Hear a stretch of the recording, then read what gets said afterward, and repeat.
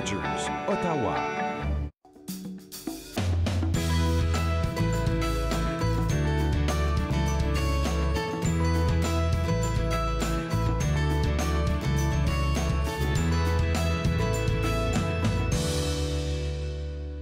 Bonjour et bienvenue entre nous ici sur les ondes de TV Rogers. Je suis Catherine Marion. Il me fait plaisir de passer la prochaine heure avec vous. Vendredi dernier, j'ai eu la chance d'aller au lancement du livre Raconter Vanier. Vous savez, on a reçu M. N15 et Véronique des éditions David. Ils sont venus ici nous parler de ce livret où on avait invité les gens à envoyer ou écrire et ensuite soumettre une histoire par rapport à Vanier. Alors, voilà le titre, hein, Raconter Vanier. Que ce soit quelque chose qu'ils ont vécu eux-mêmes ou une histoire peut-être qu'ils ont connue de leurs grands-parents ou d'un ancêtre. Bref, ils ont eu énormément d'histoires à remplir tout un bouquin. C'était un très beau lancement. Ça s'est passé au centre communautaire Richelieu-Vanier sur l'avenue Père-Blanc, juste au coin où je vivais avant. Alors, je vous avoue que je suis passée par ma rue, la rue Joliette, pour voir mon ancienne maison qui est toujours là. Et puis, c'était une vraiment belle soirée, d'autant plus qu'il y avait un petit repas, un petit goûter léger avec des desserts et tout ça. Mais non seulement, il y a eu des auteurs qui ont lu des extraits de leurs livres, juste là, sur la scène. Alors, tu sais, vous savez, lire une histoire, on se fait des images, on met des accents, on la lit un peu de notre bon gré. Mais là, de l'entendre de la voix, des gens qui étaient là avec leurs propres expressions. C'était tellement émouvant. Il y a eu 4 personnes qui ont partagé leurs histoires. Mais un en particulier, c'était M. Cloutier, M. Jean Cloutier, qui a lu « Alerte à la bombe ». Et puis, au lieu de lire le passage, il a vraiment raconté ce qui s'est passé. Il creusait dans sa cour parce qu'ils essayaient de faire un deck, parce qu'un ami allait se marier. Puis, il a tombé sur quelque chose en métal, bof, il l'a mis de côté. Puis après ça, il l'a regardé comme il faut, puis il a dit « Ah, ben, ça a l'air militaire, mon affaire. » Tout ça pour dire que c'était un artefact d'une bombe de la Première Guerre mondiale, que lui ont dit, si t'avais tiré sur la gugus, l'autre bout, là, ben, c'est peut-être encore allumé. Mais l'entendre raconter, tous les gens étaient silencieux parce que c'était tellement intéressant de l'entendre raconter son histoire. Mais là, nous et vous, on a la chance de le lire à l'intérieur. Alors, 15 $, toutes des histoires par rapport à Vanier. Si vous connaissez Vanier ou avez... Moi, je l'ai acheté pour mes beaux-parents qui ont grandi là. C'est vraiment un très beau bouquin, très bien écrit. Je pense qu'il a 35 ou 36 histoires différentes, très courtes, d'expériences de gens de la communauté qui nous partagent ce qu'ils ont vécu par rapport à Vanier. Et l'image a été créée par une dame de la région aussi, qui est Beechwood, dans le temps où l'église Saint-Charles est encore là. Maintenant, c'est plus une église, mais en tout cas, tout ça pour dire que je vous encourage à trouver le bouquin. Allez à Édition David, 15 $, vous allez l'apprécier, vous allez pouvoir le partager avec votre famille. Je veux vous rappeler que le mouvement d'implication francophone d'Orléans, donc le MIFO, vous invite, toute la communauté, à assister à leur première cérémonie annuelle du souvenir qui aura lieu ce vendredi 10 novembre. Alors, c'est la première fois. Dans le cadre de la Semaine des vétérans, ça se déroule la Semaine des vétérans se déroule du 6 au 10, mais la journée comme telle aura lieu vendredi le 10. Alors, le MIFO va rendre hommage à ceux et celles qui ont combattu au nom du Canada pendant la Première Guerre mondiale, de 14 à 18, la Seconde Guerre mondiale de 39 à 45, la guerre de Corée de 50 à 53 et toutes les autres batailles entre et qui se produisent encore. Tous seront célébrés si on veut. Alors, la cérémonie se déroule en français à l'intérieur, dans la grande salle MIFO, qui est sur la rue Carrière à Orléans. Alors, on demande de porter une tenue propre et portez vos médailles. Portez vos médailles, on va vous célébrer. Alors, à 10h30, on débute la journée. 10h40, des mots de bienvenue. 11h, il y aura un chant par une chorale de jeunes chanteurs. Prière, lecture, il y a des sonneries à 11h25. 2 minutes de silence. Ensuite, ce sera le réveil et encore un chant par la chorale à 11h30. 11h40, promesse de souvenir. 11h45, dépôt des couronnes. Et midi, l'hymne national du Canada. Alors, ce ne sera pas très long, mais ce sera magnifique à Orléans. Il faut réserver par contre. Alors, ils veulent savoir combien de gens ils seront. Alors, si ça vous tente d'y aller ce vendredi, il faudra réserver à info Le site Internet, c'est info@mifo.ca. Et réservez vos places à cet événement. C'est gratuit, mais vous devez réserver. Alors, voilà ce qui se passe vendredi pour célébrer l'armistice. Aujourd'hui, nous allons parler avec Naomi Irène Bambara. Nous allons parler de son projet qui était 150 lettres d'amour. On a parlé plus tôt au printemps, mais elle va nous rappeler ce que c'était.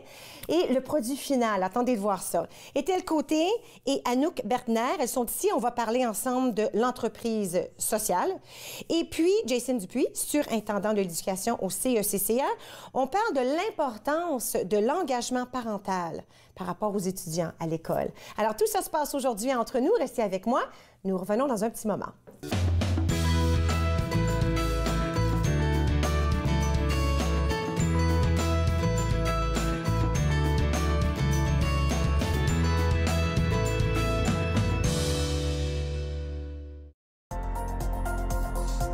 L'émission suivante vous est présentée par la télétransportée Rogers. Profitez du contenu exclusif gratuitement.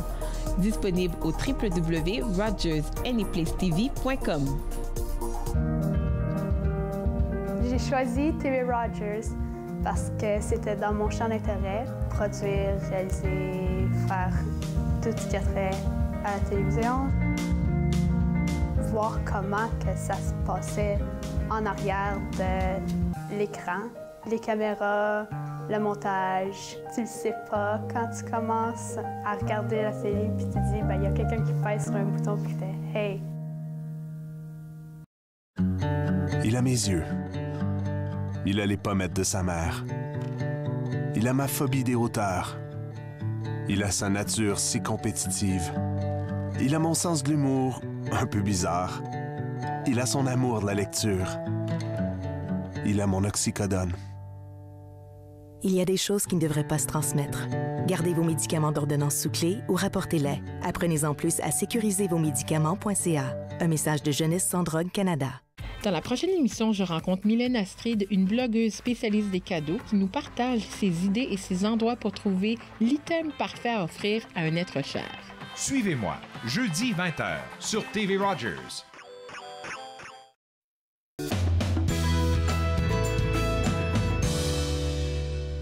Vous êtes de retour entre nous sur les ondes de TV Rogers. L'école scolaire, c'est bien entamé. On est déjà rendu au mois de novembre. Alors, depuis 2 mois, nos jeunes sont à l'école. Mais là, maintenant, il faudrait peut-être penser, c'est quoi le rôle des parents pendant que nos jeunes sont à l'école? Avec moi, M. Jason Dupuis, surintendant de l'éducation au CECCA, donc le Conseil des écoles catholiques centre-est. Bonjour. Bonjour, merci. Et puis, je trouve ça intéressant qu'on parle de l'importance de l'engagement parental parce que c'est pas seulement les mettre sur l'autobus, bonne journée, puis peut-être les revoir à la fin, comment s'est passée ta journée. Nous aussi, on a un rôle à jouer dans tout ça, n'est-ce pas?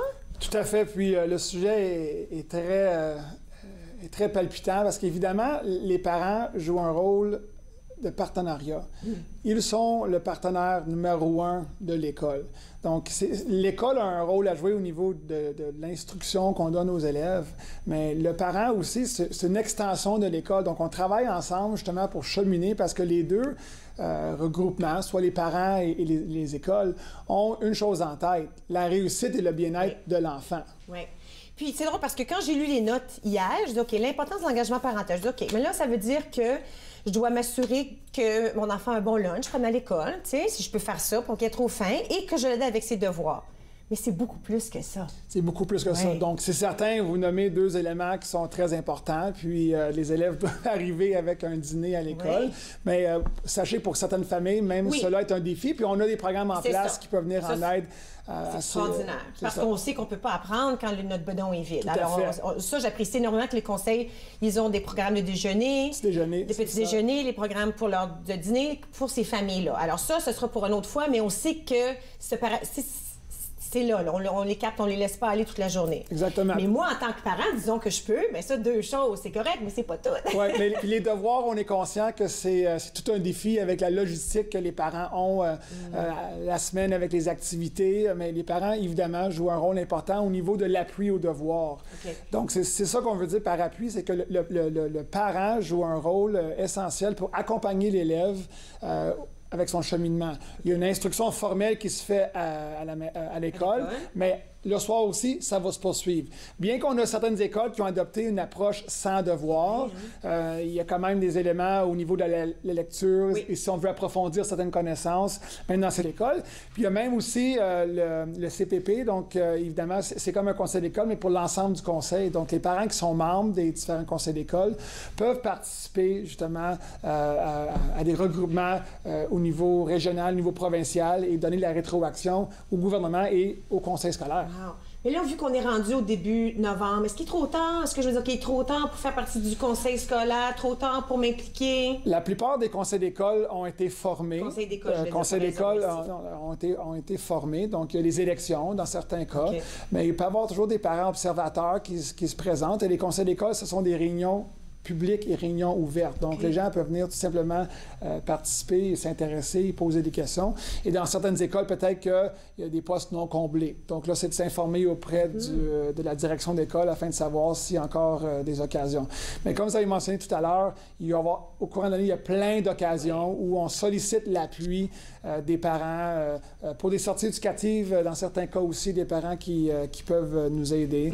Mais les occasions seront nombreuses année après année. Et c'est important que le parent participe et démontre à l'enfant qu'il y a un soutien qui se fait, qui dépasse la maison.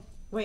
Et puis, chaque école a un site web. Alors, souvent, on peut aller au site web de l'école que fréquente l'enfant et à voir qu'est-ce qui s'en vient. Mais il y a aussi le site web écolecatholique.ca qui englobe un peu tout ce qui se passe dans le conseil. Tout à fait. Où on peut trouver des informations. Puis, chacune de nos écoles possède aussi un outil de communication, soit un blog ou utilise les réseaux sociaux, parce que nos parents, évidemment, de plus en plus utilisent les réseaux sociaux. Donc, plusieurs écoles sont sur Facebook, sont sur Twitter. Ils partagent l'information à plusieurs niveaux pour rejoindre le plus de parents possible.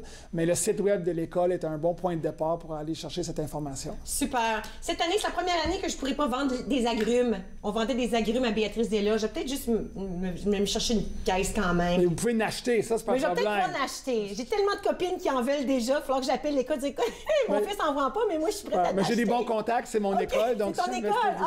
OK. Hey, 12 boîtes l'année passée qu'on a pu vendre et acheter. Alors, merci beaucoup. OK, alors, je vous invite à être engagé dans la vie étudiante de votre jeune. Ça leur donne vraiment un bon sentiment où ils se sentent valorisés, comme s'ils font ça ensemble, leur éducation. Alors, on prend une toute petite pause. À notre retour, on va parler avec Ethel Côté et Anouk Berkner. On parle d'entreprise sociale et puis de l'engagement, tout ça après la pause. Restez avec moi, vous regardez Entre nous sur les ondes de TV Rogers.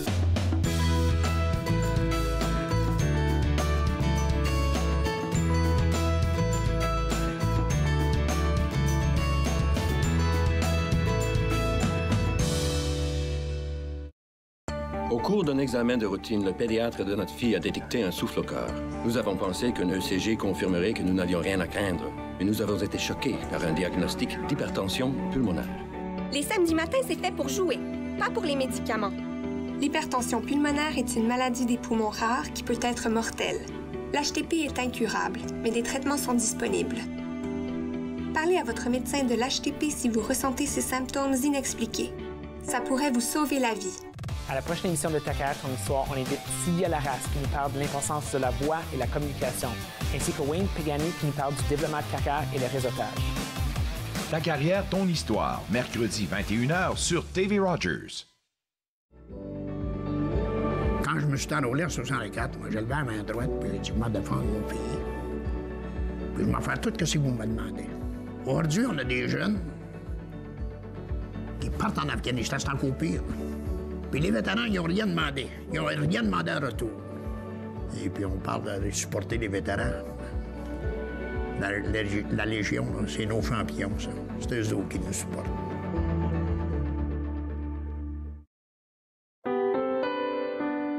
Cette semaine, à Viens que je te raconte, on commémore le jour du souvenir. Viens que je te raconte, samedi 11 novembre, 12h30, 15h30, sur TV Rogers.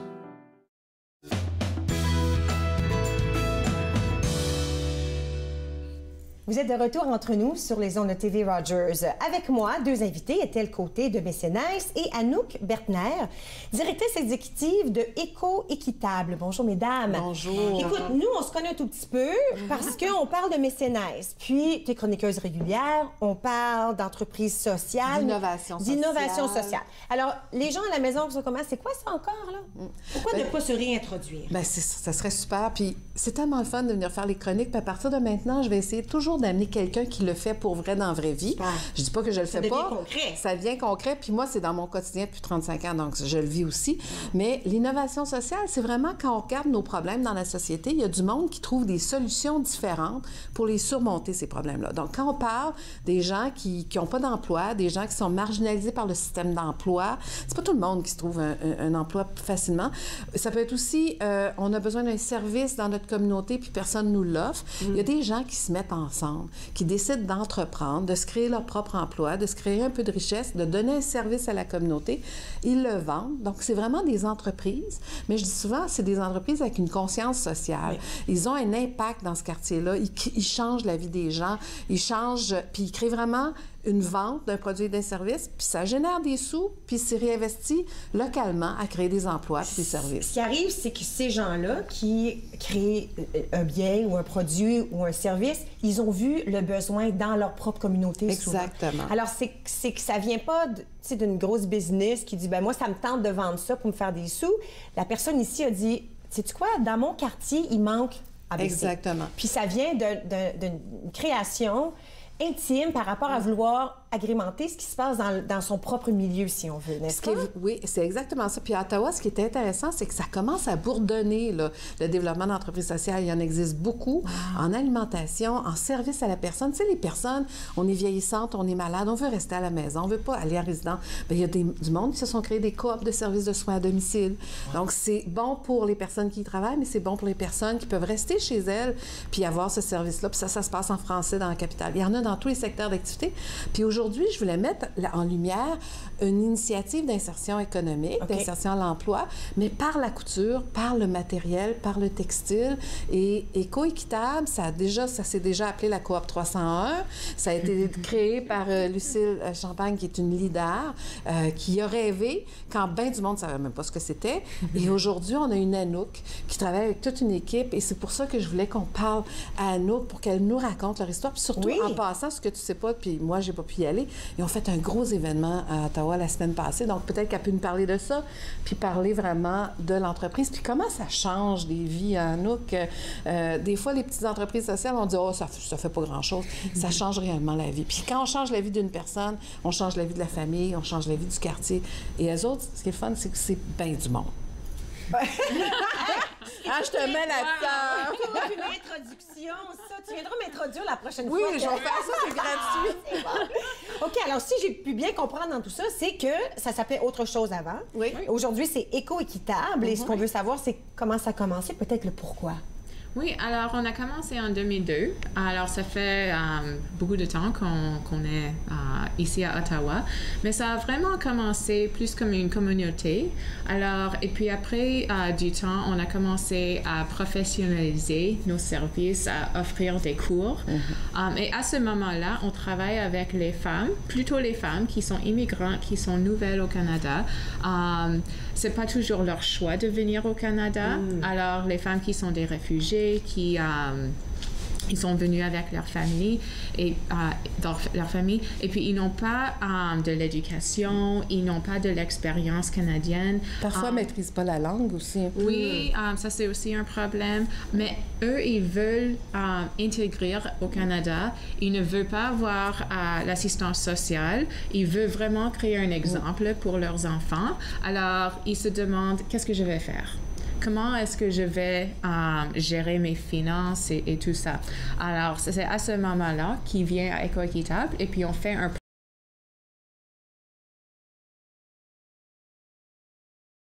C'est comme ça. On offrait des cours de couture. Vêtements, ici on voit des sacs, couture n'importe quoi ou couture spécifique? T'étais pas là, Anouk, au début. Ils ont même fait des vêtements pour chiens parce qu'ils se disaient peut-être que c'était une niche, un produit unique qui a été très abordable aussi au niveau du coût. Puis ça, c'est pour... On peut mettre comme une tablette ou quelque chose à l'intérieur? Oui, exactement. Wow. Oui. OK, c'est temps d'une pause. Lui, je vais le cacher derrière moi. Comme ça. OK, on va aller à la pause. Je vais continuer de montrer ce qu'on a ici, puis continuer notre discussion par rapport à tout ça. Extraordinaire. OK, restez avec moi. Vous regardez entre nous. Nous revenons dans un petit moment.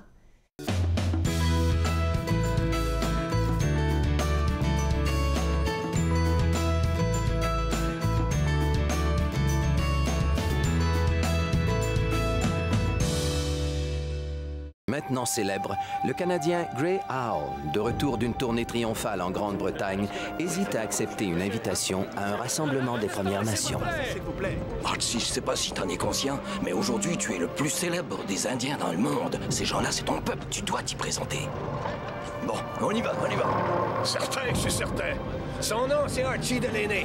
Et si lui, c'est un Indien, eh ben moi, je suis le roi de la Chine.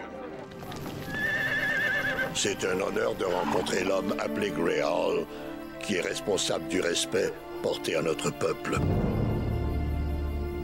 Imposteur, fripon, rêveur. Cependant, cet Anglais qui s'était donné le nom de Grey Owl a éveillé le monde entier à nos grands espaces en voie de disparition. Mon frère dit, l'homme devient ce qu'il rêve. Tu as bien rêvé, toi.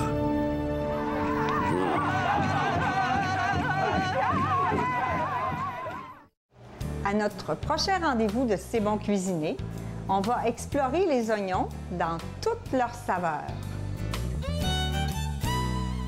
C'est bon cuisiner, lundi 15h30 sur TV Rogers. Lors de la prochaine classe, nous pratiquerons un kriya pour les 10 corps. Satnam. Cliquez Yoga, samedi-dimanche, 9h30 sur TV Rogers.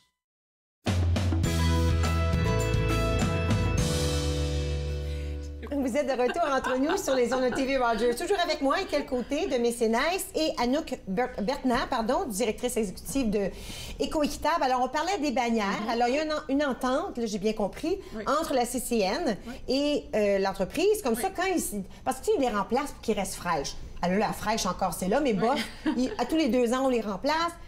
On les envoie. Et puis de là, mais là, on peut voir qu'avec une autre bannière, on a fait un sac à dos. C'est ça. Puis plus que ça, imagine le 150e, toutes les belles bannières, les gens qui aimeraient avoir un petit peu de ce souvenir du 150e, bien, Éco-Équitable, l'an prochain, va avoir plein de produits avec ces bannières-là. Et c'est une façon de peut-être se ramener un certain souvenir, mais d'avoir un outil utile. Ça, ce pack-sac-là, ça pourrait être des enfants qui l'amènent à l'école, mais ça peut être comme moi. Moi, je m'en vais au Mali, puis je vais le montrer aux femmes là-bas. Donc, c'est pour ça que je vais l'acheter et pas à vendre. La première chose que j'ai pensé quand j'ai toussé, c'est dans le temps que mes enfants faisaient partie d'un club de nage. Ben oui. La serviette, tout ça, parce que c'est un matériel, tu sais, que c'est pas comme du coton. Là. Ben oui, la serviette mouillée, le maillot de bain, c'est idéal, ça, pour mettre tout ça dans ça. Tu parles d'une bonne idée. L'autre sac? Ça, c'est quoi? A une histoire. Alors, même celui-là, ça, c'est une commémoration. On voit un petit peu du visage, là. Exactement. Alors, ça, c'est le visage de Nellie McClung. Elle était une des premières femmes qui a fait subvention pour les femmes d'avoir le droit de vote. Celui-ci, ça, c'est un sac de yoga. Ah oui, alors, je peux voir en arrière, OK. Oui. Alors, c'est pour ça que c'est tellement long. Et puis, il y a un visage Haida là-dessus. Alors, ça vient de la Colombie-Britannique. Mais c'est pas trop. Alors, si tu ne sais pas c'est quoi... Non, parce que tu l'as dit, là, il a fallu que je regarde comme il faut. Oui. Mais là, je le vois, là, surtout à la caméra, je peux bien le voir. C'est vrai. Et puis maintenant, il y a vraiment une façon, c'est comme un trend que les gens, ils veulent quelque chose qui a une histoire, qui a quelque chose... unique. Oui. Et unique. Oui. Et le défi de belles entreprises sociales comme Éco-Équitable, c'est de se faire connaître. On en a déjà parlé à une autre émission. Faire connaître leurs produits, avoir plein de monde qui achète localement. Tu sais, on vote avec notre argent. Donc, si on achète localement, on sait qu'on fait une différence chez nous. Donc, c'est important que Éco-Équitable se fasse connaître plus pour les vendre, les écouler leur stock. Puis en plus de ça, s'il y a des commerces qui cherchent des produits, pourquoi les faire venir d'un autre pays? Ils pourraient appeler Éco-Équitable et vendre de leurs produits carrément dans leur boutique. Et plus que ça encore, quand on parle de marketing, une émission comme la tienne, ça nous permet de mettre en lumière, mais il faut aller plus loin. Puis on a plein de rêves sur comment créer plus des entreprises sociales comme ça pour créer plus d'emplois encore là, par et pour les gens. Bon, alors là, quelqu'un nous écoute, dit, OK, moi j'achète un sac. Ça aide qui exactement, là, si j'achète un sac? Ça nous aide pour nos programmes. Alors, comme ça, on n'a pas besoin de tellement de fonds du gouvernement. Alors, on peut les programmes pour ces femmes-là qui sont nouvelles arrivées, qui se cherchent un emploi, une façon de faire des sous pour leur famille. Alors, tu sais, on s'en va, on aide à la base de la famille. Exactement. Quand on achète un produit comme le vôtre. Et c'est même plus que ça, parce que ces produits, ces drapeaux, ça allait dans la poubelle. Alors, on prend un produit et puis on le réutilise. Alors, c'est recyclé. Oui, et pas seulement ça, mais ça, les choses qui viennent de la Chine ou d'autres pays, ils ont besoin de venir ici et puis ça crée beaucoup de pollution. Alors, il y a tellement de façons, donc, acheter localement, ça peut vraiment aider la communauté. Alors, l'environnement, la communauté, puis à la base, les femmes qui veulent pouvoir soutenir leur famille. Exactement. Et le produit. Je pense que parfois, on est tellement excité de la façon dont quelque chose est créé qu'on ne pense pas à la personne qui va l'acheter. Mais je peux te dire que moi, j'ai un comme ça pour le yoga qui a... Ça fait parler le monde, j'imagine. Oui, et puis, j'ai tellement fière de ça, puis je montre aux gens, mais aussi, ça fonctionne. Oui. Alors, c'est vraiment une bonne nouvelle. C'est pas donné. C'est parce que de un, ça aide tout le monde et de deux, ça fonctionne. Et on en a peut-être besoin. Et si tu vas sur leur site, tu vas voir qu'ils ont organisé une grande conférence sur le textile la semaine passée. Ils font des parades de mode aussi pour mettre en évidence certains produits. Ce serait le fun que tu parles de vos produits dérivés aussi. Ça, c'est vos produits que vous confectionnez. Mais pourquoi vous faites ça, la parade de mode, puis le forum? Peux-tu nous en parler un peu? Parce que c'est une autre façon de vous faire connaître. Hein? Oui, bien sûr. Alors, à Ottawa, on n'est jamais vraiment un centre de textile ou de créer de la mode. Alors, c'est plutôt à Montréal ou à Toronto. Ils ont plus une base. Mais il y a des gens qui font ça aussi, ici. Alors, on voulait faire une conférence, apporter tous les gens ensemble pour se parler et puis travailler ensemble. Parce que quand on travaille ensemble, on peut voir que, moi, j'ai besoin de ce tissu, toi, tu as besoin. OK, maintenant, on peut faire le minimum et puis on peut acheter 500 mètres ou qu'est-ce que ce soit. Alors, quand on vient ensemble, on peut s'aider. Mais quand on est tous séparés, on est isolés et puis on pleure dans nos sous-sols. Et on ne peut pas compétitionner contre les grandes chaînes qui achètent des produits de la Chine, par exemple. Mais si on est solidaire, on crée un marché ici puis on fait connaître nos produits. C'est ça aussi qui est intéressant. Oui. Et puis, je pense qu'on voit maintenant, il y avait un grand scandale avec Zara que les femmes qui créaient les produits, ils ont écrit dans le produit, moi, j'ai pas été payée pour ça. Alors, et puis ça me fait tellement triste quand je vois ça, parce que ça montre que le système courant, ça ne travaille pas. Ça, c'est drôle parce que quand j'ai commencé, il y a longtemps, quand j'ai commencé à travailler à la télévision ici à Ottawa, ce qui était important pour moi, c'est de me trouver un magasin local qui créait leurs choses ici. Alors, j'ai trouvé 2 femmes qui créent tous dans leur magasin, juste sur la rue Wellington, Twist & Weber. C'est ce que je porte à tous les jours. Ils me prêtent les vêtements, puis ils me prêtent pas un à tous les jours, ils prêtent comme dans la vraie vie. Alors, 3 semaines, je vais porter les mêmes 8 choses à peu près. Là, je suis choyée parce qu'on change les choses, mais c'est pas comme si je changeais tous les jours. Alors, on fait ça de façon honnête. J'aime ça pouvoir promouvoir du monde de chez nous, que je sais que c'est ces familles-là que je peux aider si je peux les encourager à ma manière, tu sais? Oui, puis tu vois, du monde comme toi, il y en a de plus en plus, même à Ottawa, puis un peu partout sur la planète, qui sont responsables, qui veulent être des citoyens, des consommateurs, des consommatrices responsables, puis ils veulent voter avec leur argent. Ils veulent que ça ait un impact chez eux.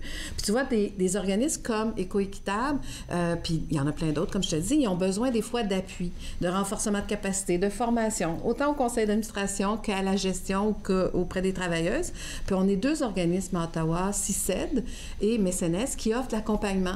Quand les gens ont besoin de faire un plan d'affaires, quand les gens cherchent des sources de financement, quand les gens veulent se mettre ensemble, un groupe pour rêver à une entreprise sociale dans leur secteur d'activité. Présentement, il y a des femmes immigrantes qui travaillent au niveau de l'alimentation puis développent leurs rêves collectifs. Il y en a d'autres, c'est les soins à la personne. Il y en a d'autres, c'est au niveau des arts, de la culture.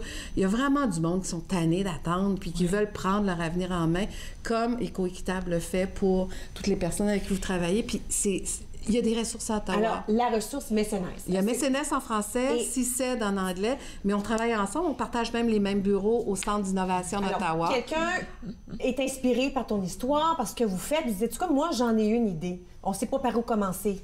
C'est ça. Puis nous autres, on va les rencontrer, on va leur permettre d'en parler davantage. On va utiliser des outils très performants de développement des affaires, comme exemple le Canva d'affaires qu'on a adapté à l'entreprise sociale pour que les gens mettent en forme leur idée. Parce qu'on peut rêver longtemps avant de passer à l'action. Oui. Donc nous autres, on propose des façons de mettre les idées. On a appris avec Éco-Équitable, qui a pris beaucoup d'années aussi à se développer, puis plein d'autres pratiques pour dire comment on peut mieux aider, être efficace, puis que le rêve aboutisse plus tôt que tard.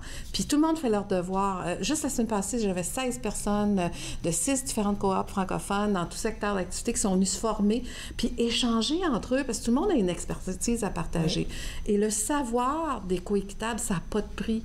Ils ont appris sur le terrain, ils ont mis leurs compétences à contribution. C'est une gestionnaire chevronnée et leur expérience, on la met à l'avant-scène. Puis le 16 novembre, ça se passe juste en anglais, par exemple. C'est pas grave. Mais un jour, il va y avoir une grande conférence Unleash, qu'on appelle, en entreprise sociale. Les prochaines, on aura sans doute plus d'ateliers en français, mais des entreprises sociales comme la leur vont être mis en évidence pour qu'on partage notre savoir, comment mieux vendre, comment rencontrer le marché. Nous serons là, nous aurons nos kiosques, notre kiosque. J'allais justement demander, parce que j'ai oublié de te le demander avant l'émission. C'est au Musée de la Nature. C'est ça. Musée de la Nature, le 16 novembre. Si on va à mécénage.ca, est-ce qu'on peut voir l'information? Oui. Votre site web est lequel? J'ai oublié de vous le demander. C'est écoéquitable.ca. Écoéquitable.ca, tout ensemble. Écoute, merci, mesdames. Ça passe comme ça, hein? Ben oui. Alors, si vous voulez supporter une entreprise locale, vous cherchez un super sac à dos ou un sac pour le yoga, écoéquitable.ca, vous allez trouver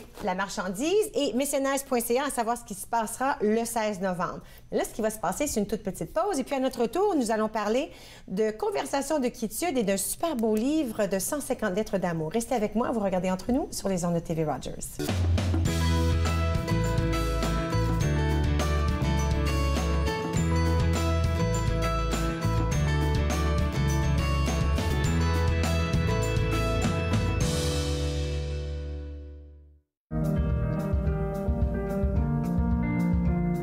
Bonjour, je m'appelle Michael. Mon spécialité, c'est faire la caméra. Les nouveaux bénévoles, quand ils ne savent pas quoi faire pendant le mobile ou n'importe quoi, comment bien rouler un câble, là, la personne, il dit « Va voir Michael parce que lui, il sait comment bien rouler. Si tu aimes faire des vidéos, tu peux venir à Rogers, tout à coup, il peut te montrer comment bien monter un bon reportage. » Cette semaine, à l'émission Court-Circuit, on rencontre l'artiste Gabrielle Goulet. Elle nous parle de son voyage à Nashville et de son dernier album, Elle sait. Soyez-y. Court-Circuit, vendredi, 21h sur TV Rogers. Vous croyez pouvoir conduire après avoir consommé de la drogue? Détrompez-vous. La conduite avec les facultés affaiblies, que ce soit par la drogue ou par l'alcool, est illégale. Et en Ontario, les conséquences sont les mêmes. Si la police soupçonne que vous conduisez avec les facultés affaiblies par une drogue ou une combinaison de drogue et d'alcool, votre permis de conduire peut être suspendu immédiatement pour une durée maximale de 30 jours. Vous devrez payer une pénalité de 198 $. Vous pourriez être accusé de conduite avec les facultés affaiblies comme avec l'alcool. Conduire après avoir consommé n'est jamais acceptable. Afin de souligner ce 11 novembre, TV Rogers diffusera la première cérémonie annuelle du souvenir du MIFO.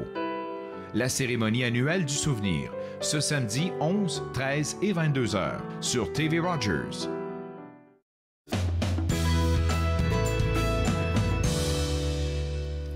Vous êtes de retour entre nous sur les ondes de TV Rogers. Plus tôt cette année, au printemps à peu près, on avait parlé d'un projet de 150 lettres d'amour où on invitait les gens à écrire une lettre. Et puis, on avait eu l'invité, Naomi Irène Bambara, qui nous en va parler. Puis là, on voulait la revoir pour savoir ce qui s'est passé avec tout ça. Alors, la revoici, accompagnée de M. Hervé Sommet. Bonjour. Bonjour. Alors, pourquoi ne pas retourner au cas où les gens, ils se souviennent pas ou ils n'étaient pas là quand on en avait parlé là, plus tôt cette année? Oui. Alors, c'était venu d'une idée de toi. Oui. Où on avait invité les gens à écrire des lettres d'amour. Oui. On voulait que les gens écrivent des lettres d'amour, d'appréciation, de gratitude. C'est dans la continuité des conversations de quiétude.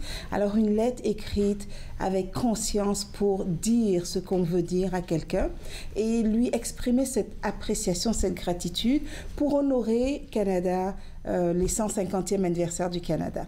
Alors, on voulait que les gens prennent le temps de venir s'asseoir, prendre un petit café. Et ça a commencé le 13 mai. On était au Buffet des Continents. Certaines personnes sont venues et dès le 13 mai, on a eu 35 lettres. Wow! Et on a continué, après le 13 mai, on a eu des activités par thème. Donc pour la fête des mères, pour la fête des pères, pour le 1er juillet, et ainsi de suite. Et les gens ont commencé à écrire des lettres. Alors on les a mises dans des enveloppes, on a mis des petits autocollants en forme de cœur.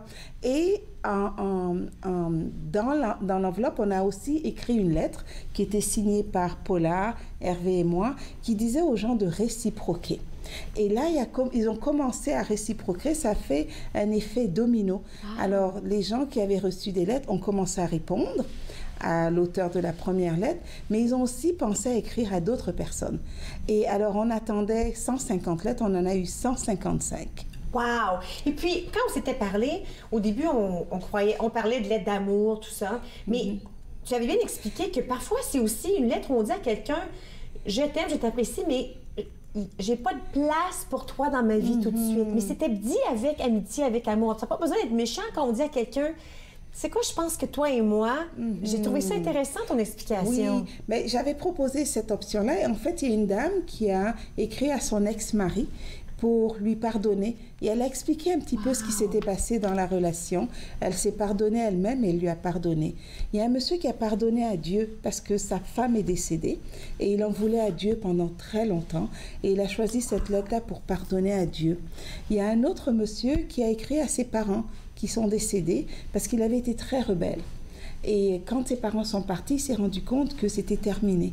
Alors quand je lui ai parlé du projet, il m'a dit « Oh, ça va me permettre de finir cette histoire. » Alors il a écrit une lettre et il s'est réconcilié avec ses parents à travers ce projet-là. Wow!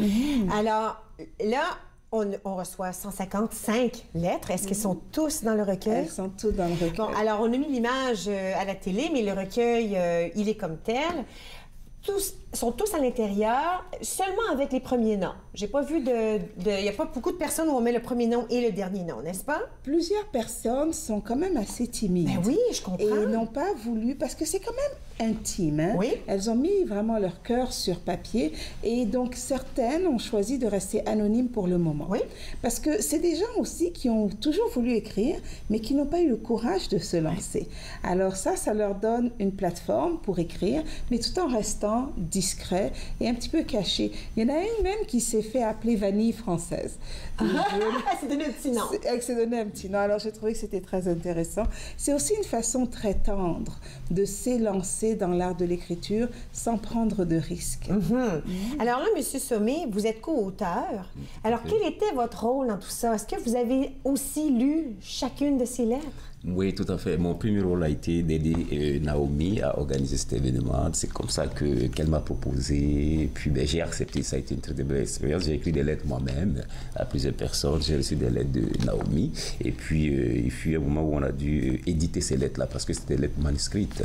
Donc, on s'est réparti le travail. Et puis, on a saisi les lettres, corrigé, la mise en forme, tout ça, et pour que tout soit transmis à l'édition. Oui. Est-ce qu'une lettre qui vous a été envoyée, disons, à la main ou même à l'ordi, est-ce qu'on la met exactement, autre, disons, faute d'orthographe, est-ce qu'on la met exactement comme elle est ou est-ce qu'on a apporté des changements? On a quand même essayé d'harmoniser tous les styles en un style. Compris. Par exemple, il y a des gens qui écrivaient à Dieu ou parlaient de Dieu et ils mettaient des capitales. Okay. Alors, on a essayé d'harmoniser comme ça pour qu'à travers tout le livre, il y ait une harmonie, mais on a tout fait pour respecter l'essence de la lettre et la personnalité de chacun des écrivains. On a eu des écrivains très chevronnés comme Serge Cam ou François-Xavier Simard et des débutants. Donc, il y a certaines lettres qui étaient impeccables en français et ou en anglais. On a respecté la langue d'origine de l'auteur, ce qui est très canadien. Et il y a des lettres qui étaient écrites par une anglophone en français. Il fallait faire beaucoup de corrections. Alors, avec Paula et Hervé, on a pris du temps cet été et on a essayé d'harmoniser toutes les lettres pour qu'elles se ressemblent. Et on a fait aussi beaucoup de mise en page et tout ça. Mais regardez, on va prendre une pause et puis à notre retour, on va parler des lettres, peut-être en lire quelques-unes et puis dire à tout le monde où on peut se procurer ce magnifique livre. D'accord? Alors, restez avec moi. Nous allons prendre une toute petite pause et puis nous revenons dans un petit moment. Restez avec moi, s'il vous plaît.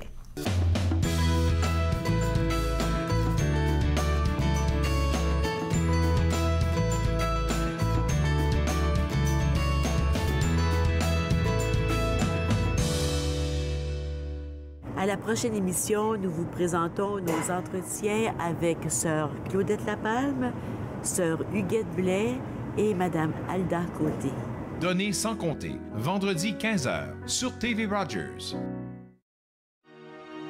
Les crises humanitaires frappent de plus en plus de gens à travers le monde. Heureusement, il existe des organismes pour leur venir en aide. Mais parfois, la demande est si grande que même avec la meilleure des volontés, on ne peut y arriver seul. Voilà pourquoi au Canada, les associations se regroupent pour former la coalition humanitaire. Car ensemble, nous sauvons plus de vies. À l'âge de 31 ans, je suis en attente d'une transplantation des poumons. On me dit tout le temps, « Tu n'as pas l'air malade. » C'est une chose d'avoir à gérer mes symptômes physiques, mais parce que je ne parais pas malade, je dois aussi faire face à ça. L'hypertension pulmonaire est une maladie des poumons rares qui peut être mortelle. L'HTP est incurable, mais des traitements sont disponibles. Parlez à votre médecin de l'HTP si vous ressentez ces symptômes inexpliqués. Ça pourrait vous sauver la vie. Cette émission vous plaît? Vous pouvez vous en procurer une copie DVD en composant le 613-247-4601 ou en visitant le tvrogers.com.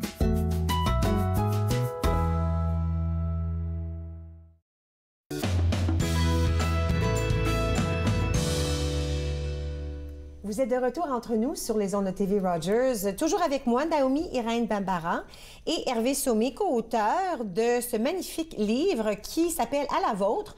Mais c'est « Here's to you » et « À la vôtre » parce que les lettres d'amour à l'intérieur, il y en a en français et en anglais. C'est original, ça. Oui. Quand on dit de respecter là, le sentiment que l'écriture des gens qui vous ont écrit, c'est magnifique. Oui, merci. C'est canadien.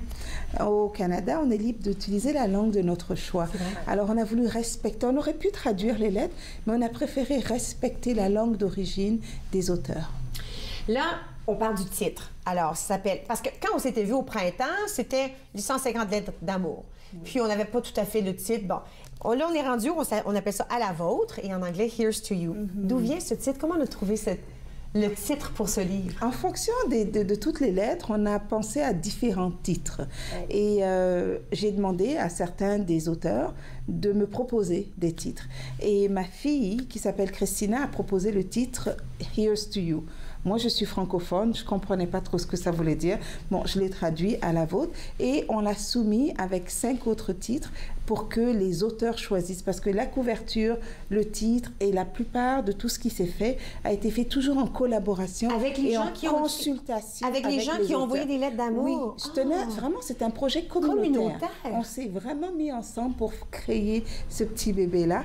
Et donc, ils ont tous choisi 78% des écrivains ont choisi Here's to you, à la vôtre. À la vôtre. Et puis là, l'image aussi sur la couverture, on voit des images des gens. Oui. Est-ce que ce sont des gens qui ont participé à l'écriture des lettres d'amour? Non, c'est une image que la graphiste a achetée et qu'elle a placée dans le drapeau du Canada. Oui. Oui, parce qu'on peut bien voir à l'écran, c'est le fameux drapeau qu'on voit toute cette année à cause du 150e. Oui. Est-ce qu'il a fallu une permission spéciale pour faire ça? Elle a acheté la photo. Il fallait le faire. Il fallait acheter la photo.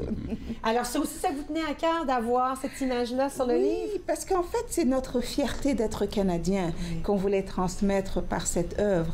Donc, il fallait qu'il y ait le drapeau du Canada, la fleur la feuille d'érable. Et on voulait aussi qu'il y ait un cœur. Oui. Pour que les gens sachent que c'était notre amour pour le Canada qu'on avait mis dans ce projet d'écriture.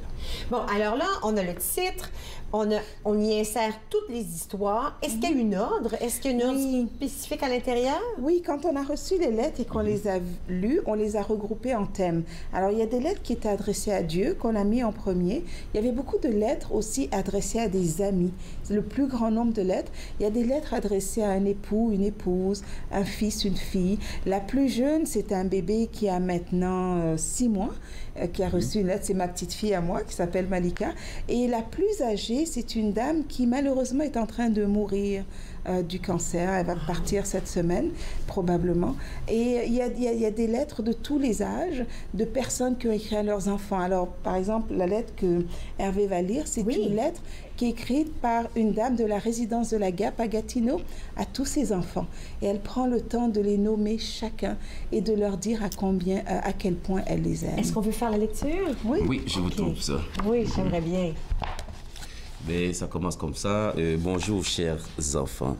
Comment allez-vous? Je suis contente de vous écrire, de vous dire que je vous aime et que j'aimerais que vous me rendiez visite plus souvent à la résidence de la Gap.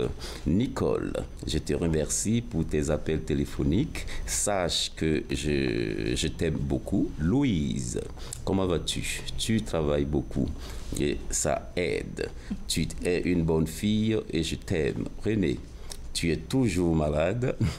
je te promets que ça ira bien quand le soleil brillera. Sache que je t'aime, mon fils. Diane, tu m'aides beaucoup et puis cela fait du bien à mon moral. Tu es une grande travailleuse et je t'en remercie. Je t'aime. Lynn, avec ton dépanneur, tu ne t'ennuies pas. J'aimerais aller t'aider, mais je ne suis pas capable. Cela me fait bien de la peine aussi souvent que possible. Non, pardon. Cela me fait du bien de te parler aussi souvent que possible. Je t'aime, ma fille. Et toi, Marc, mon bébé d'amour. Je ne te vois pas assez souvent car tu as de grandes responsabilités. Tu travailles beaucoup. Tu es très travailleur. Je t'aime. Mes enfants, je vous aime tous et je vous bénis. C'est signé Maman. Et c'était une dame de la Gap, de la région de la Gap, comme Naomi disait. Wow. Et c'est une dame qui a un certain âge et qui n'est pas en très bonne santé. Mais si elle partait aujourd'hui, ses enfants auraient cette lettre. Elle n'a peut-être jamais écrit. Elle n'a jamais écrit de livre. Mais moi, j'écoutais les paroles puis je me dis en même temps, elle veut tellement qu'ils viennent la visiter. Oui. Moi, ce que je retiens de ça, c'est parce que, bon, ma mère n'est pas rendue là, mais je me dis, faut pas attendre. Tu sais, ça me tente de... C'était un message pour vous. Ce message, un peu. Alors après, ils vont voir ça et c'est comme... Elle a pris le temps de dire, elle s'ennuie de vous, allez la voir. Exactement. Oh mon Dieu, c'est tellement touchant. Oui, et c'est un message d'amour. Oui, c'est pas pour les punir, non. mais on peut voir qu'elle s'ennuie de ses enfants. Oui, et c'est la réalité de beaucoup de personnes. Alors, ça rentre toujours dans le cadre de ces conversations de quiétude. On veut prendre le temps de se parler, de se dire qu'on s'aime ou qu'on se manque, qu'on a envie de se voir plus souvent, mais aussi de les encourager. Quand j'ai lu la lettre, j'ai vu toute la dynamique familiale, le bébé d'amour. Il n'a pas le temps de s'occuper de sa maman. Ouais. Par contre, les autres sont plus présents. Mais il y a peut-être une dynamique où le bébé d'amour a eu plus reçu et n'a pas pris l'habitude de donner. Alors, il y a tellement de choses. Il y a toujours cette affaire-là entre le garçon et la fille. Des fois, c'est pas par méchanceté, mais les femmes, des fois, on a tendance à s'occuper de maman un peu plus, puis on ne sait pas pourquoi, mais ça peut arriver. Alors, c'est beau de voir, on peut entrevoir tout un univers juste dans une lettre. Incroyable. Alors, où on peut aller pour se procurer ce magnifique livre? Alors, il y a la librairie Octopus, qui est au 116 de la 3e avenue, dans le quartier Le Glebe, qui vend le livre. Et ils peuvent aussi aller sur le site web Conversation de quiétude. www.conversation-quiétude.com. On l'a mis à l'écran. Et ils vont trouver une copie du livre là, ils peuvent l'acheter. Et ce que je dois dire aussi, c'est que les profits vont aller à une bonne cause qui va être d'aider les jeunes sans domicile fixe cet hiver. On va remettre... Je te garde avec moi, on va aller à la pause, d'accord? Deux petits moments. On revient dans un moment, on va parler d'où vont aller les fonds de ce livre. Restez avec moi, vous regardez entre nous.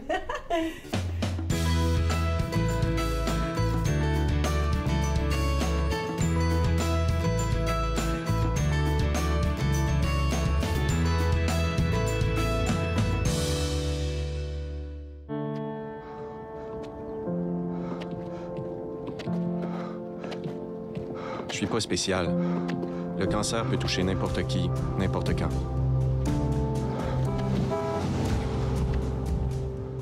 Je cours 1 000 à la fois, 26 000 par jour. Je veux simplement donner un exemple qu'on n'oubliera pas. Parfois, j'ai l'impression que ça finira jamais. Mais la douleur que je ressens, c'est rien. J'ai vu des petits-enfants endurer plus que ça. Mais quelque part, la douleur doit s'arrêter. Terry Fox a franchi plus de la moitié du Canada à la course pour recueillir des fonds pour la recherche sur le cancer. Chaque année, partout dans le monde, des millions de personnes poursuivent en sa mémoire ce marathon de l'espoir. On a le sentiment d'appartenir à un groupe, à la grandeur de l'Ontario. Être franco-ontarien, lutte, combat, éditoriaux. Vendredi 15h30 sur TV Rogers. À Encore jeune, cette semaine, Raconter Vanier, le recueil et aussi le lancement de la programmation de Contact Ontarois. Encore jeune, jeudi 20h30 sur TV Rogers. Vous êtes de retour entre nous sur les ondes de TV Rogers. On vient de parler de ce magnifique livre à la vôtre avec co-auteurs Naomi Irène Bambara et Hervé Sommet. Et on voulait mentionner très spécifiquement où vont les sous si on s'achète ce bouquin. Alors, les sous vont permettre d'offrir une nuit additionnelle à des jeunes sans domicile fixe, des paires de chaussettes, des sous-vêtements, un repas chaud et un endroit où dormir à travers une église locale d'Ottawa. Alors, on parle de la région ici. Oui, de la région. Une très bonne cause aussi. Alors, le site web, c'est conversation-quiétude.com. Merci beaucoup d'avoir partagé le livre et l'histoire. J'ai hâte de voir quel sera le prochain projet. Je sais qu'il y a déjà quelque chose qui s'en vient. On en parlera à notre prochaine visite. C'est promis. Alors, je vous invite à la maison de trouver le site web, conversation-quiétude.com. Les lettres à l'intérieur sont vraiment très, très touchantes, comme vous avez pu voir. Nous allons être de retour demain avec une toute nouvelle émission. Et entre autres, M. Prévost, archiviste en chef à l'Université d'Ottawa, fait un retour, va nous parler de sa carrière. Revenez nous voir demain. À la prochaine. Merci. Faites-nous part de vos commentaires en composant le 613-521-2323 par courriel sur Facebook et Twitter.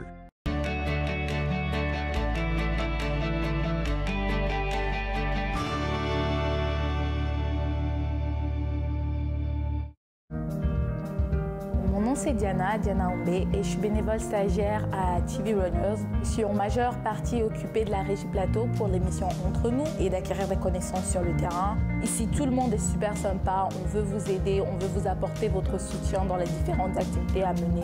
J'ai aussi apprécié le fait que c'est très convivial et qui donne la possibilité aux jeunes de pouvoir exprimer leurs talents et leurs passions. Je pense que Rogers est vraiment le meilleur endroit. Il a mes yeux. Il a les pommettes de sa mère. Il a ma phobie des hauteurs. Il a sa nature si compétitive. Il a mon sens de l'humour, un peu bizarre. Il a son amour de la lecture. Il a mon oxycodone. Il y a des choses qui ne devraient pas se transmettre. Gardez vos médicaments d'ordonnance sous clé ou rapportez-les. Apprenez-en plus à sécurisezvosmédicaments.ca. Un message de Jeunesse sans drogue Canada.